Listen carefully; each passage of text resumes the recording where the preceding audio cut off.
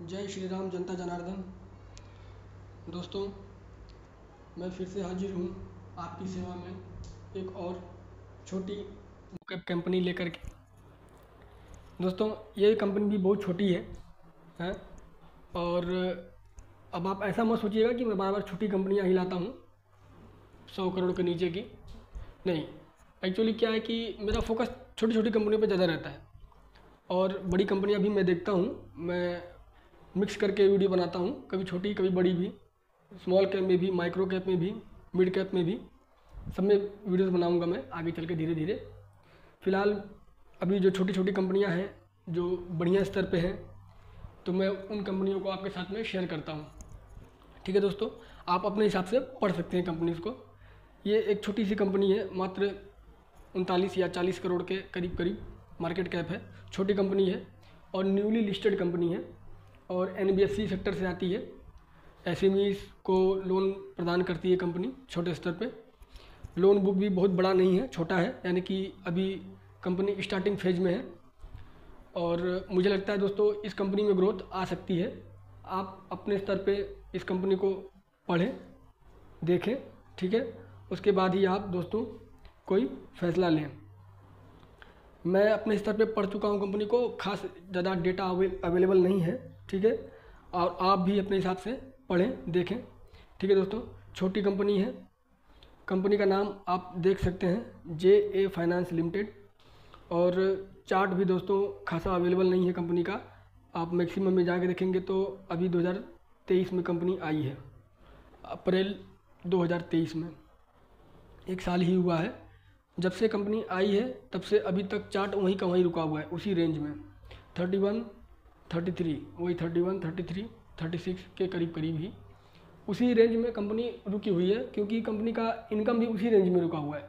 Income में या profit में कोई खासा जंप नहीं है, इसलिए कंपनी के चार्ट पैटर्न में भी वो दिखता है। ठीक है दोस्तों, आप इस कंपनी को अपने स्तर पे पढ़ें अच्छे से। हाँ, company financing and investing activities करती है कंपनी, और आप इसको अच्छे तरीके से पढ़ सकते हैं। कंपनी SMEs को लोन प्रोवाइड करती है और छोटा छोटा लोन है। देखिए, लोन बुक भी ज़्यादा बहुत बड़ा नहीं है कंपनी का। जो डिसबर्स किया कंपनी ने लोन 21 करोड़ 37 लाख, तो छोटी कंपनी है, इसलिए छोटे स्तर पे काम कर रही है। तो ठीक है, आप अपने हिसाब से पढ़ सकते हैं कंपनी को। और कंपनी ने अभी शुरुआत किया है और SMEs को लोन प्रदान करती है कंपनी, और गवर्नमेंट का भी फोकस है SME कंपनीज़ को ऊपर ले जाने के लिए, इसलिए गवर्नमेंट का भी पॉलिसी है कुछ उसमें, तो ये कंपनी को उसका बेनिफिट मिलेगा। हाँ, और आगे देखते हैं फिर क्या होता है, लेकिन फ़िलहाल के लिए मैं इस कंपनी को अपने वॉच लिस्ट में रख रहा हूँ पढ़ने के लिए। मैं अभी और 4-6 महीने इसको पढ़ूंगा, या मुझे अगर लगता है कि कंपनी में कुछ दम है तो मैं 1-2 शेयर रख करके कंपनी को वॉच करूँगा, देखूँगा पहले। जैसे जैसे कंपनी के फंडामेंटल्स सही होते जाएंगे, उसके बाद मैं अपना डिसीजन देखूँगा, फिर उस हिसाब से अपना वेटेज बढ़ाते जाऊँगा। ये मेरा तरीका है। आप अपने तरीके से अपना काम करें और पहले पढ़ें कंपनी को। आपको ख़रीदना है नहीं ख़रीदना है वो आपका डिसीजन, ठीक है। कंपनी लेनी है नहीं लेनी है, कंपनी में आपको इंटरेस्ट है नहीं है, वो आपका डिसीजन, ठीक है। मैं मात्र सिर्फ और सिर्फ पढ़ने के हिसाब से कंपनी लाया हूँ, ठीक है दोस्तों। कंपनी का मार्केट कैप आप देखें 39 करोड़, करंट प्राइस 36, लो हाई 24 और 53, स्टॉक पी 37 पे चल रहा है, इंडस्ट्री पी कितना है 24, यानी इंडस्ट्री पी से कंपनी ज़्यादा चल रही है। ग्राहम नंबर कंपनी का कैलकुलेट नहीं हुआ है, और बुक वैल्यू भी कंपनी का अभी फ़िलहाल दिख नहीं रहा है। ROC देखिए 8 का है और ROE 5 का है। डिविडेंड कंपनी कुछ देती नहीं है, फेस वैल्यू 10 का है, ठीक है दोस्तों। और EPS भी कंपनी का अभी कैलकुलेट नहीं हुआ है। कंपनी SME भी नहीं है, ठीक है। 1-2 शेयर कंपनी का लिया जा सकता है, और चार्ट आप देख लें, कोई खासा नहीं है। कंपनी प्रोस एक ही है फ़िलहाल के लिए, भी कंपनी अपने डेट को कंट्रोल में ला रही है। और कॉन्स आप ये देख लें कि कंपनी में ग्रोथ थोड़ा स्लो है, ठीक है। छोटी कंपनी है, NBFC से आती है, तो ग्रोथ स्लो होना लाजमी है, क्योंकि NBFC में तो भयानक वाला कंपटीशन रहता है, आपको तो मालूम है, ठीक है। और कंपनी का OPM भी ठीक ठाक ही है।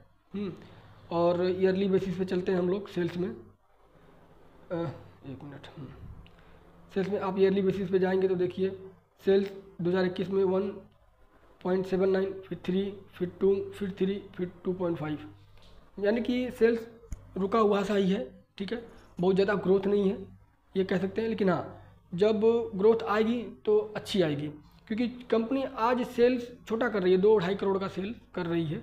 ठीक है, यही सेल्स आगे चल के धीरे धीरे जब कंपनी मार्केट में सर्वाइव करेगी, अपना गुडविल बनाएगी धीरे धीरे करके, आज यही कंपनी 2.5 करोड़ का मान के चलिए 3 करोड़ का रेवेन्यू जनरेट कर रही है, यही चल के 30 करोड़ का और 300 करोड़ का भी रेवेन्यू जनरेट करेगी। ठीक है दोस्तों, तो वो उस हिसाब से देखना, फ्यूचर को देखने के लिए मैं यही अंदाज़ा लगाता हूँ कि आज 3 करोड़ कमा रही है तो आगे चल के 300 करोड़ भी कमा सकती है कंपनी। तो आगे देखेंगे क्या होता है। फिलहाल के लिए मैं इस कंपनी को अपने वॉच लिस्ट में रखने वाला हूँ, बाकी आप भी अपने हिसाब से देखें। ये मेरे तरफ से कोई बाई सेल का कोई कॉल नहीं है, ठीक है, सिर्फ स्टडी मात्र से। हाँ दोस्तों, और नेट इनकम में भी आप देख सकते हैं कोई बहुत ज़्यादा बढ़त नहीं है, 1.70 आज 1.03, यानी कि उसी रेंज में है। इसीलिए चार्ट भी देखिए कोई खासा हलचल नहीं है चार्ट में।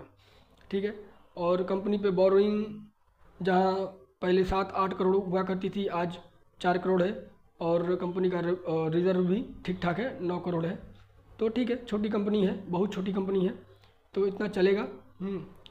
और कंपनी के प्रमोटर्स के हाल चाल ज़रा देख लें तो कंपनी के प्रमोटर्स एज इट इज़ बने हुए हैं अभी तक। तो 2023 और 2024 में 59.90 के करीब, और पब्लिक के पास 40% होल्डिंग है।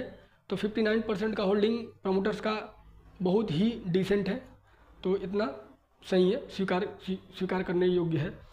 बाकी दोस्तों आप अपने स्तर पे कंपनी को पढ़ें, समझें, ठीक है, फिर अपना डिसीजन बनाएं। मैं कंपनीज को दोस्तों इसलिए लाता हूँ कि मैं जो पढ़ता हूँ आप भी पढ़ें, अपने स्तर पे पढ़ें।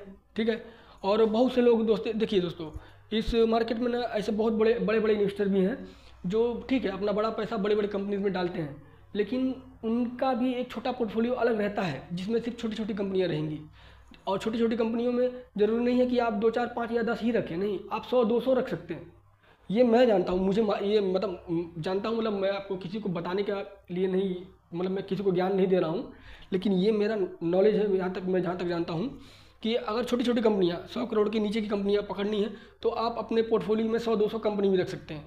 आपको सीजीआर नहीं निकालना, आपको कोई हीरा ढूंढना है बस, आपको सीजीआर नहीं बनाना है। क्योंकि अब छोटी कंपनी में, मैं छोटी कंपनी में इन्वेस्ट कर रहा हूँ अगर, तो मैं ये सोच के इन्वेस्ट कर रहा हूँ कि मुझे उसमें से कोई इन्फोसिस निकालना है, मुझे उसमें से कोई टाइटन निकालना है। मैं ये सोच के, ये मेरा माइंडसेट है, मैं इस हिसाब से छोटी छोटी कंपनियों में थोड़ा पैसा, बहुत ज़्यादा नहीं, सिर्फ मैं क्या बोलता हूँ, मैं चाय नाश्ते का पैसा डालता हूँ कि चाय नाश्ता कर लिया उतना ही पैसा डाल देता हूँ बस। ठीक है, कोई बहुत ज़्यादा घर द्वार बेच के नहीं डालता मैं।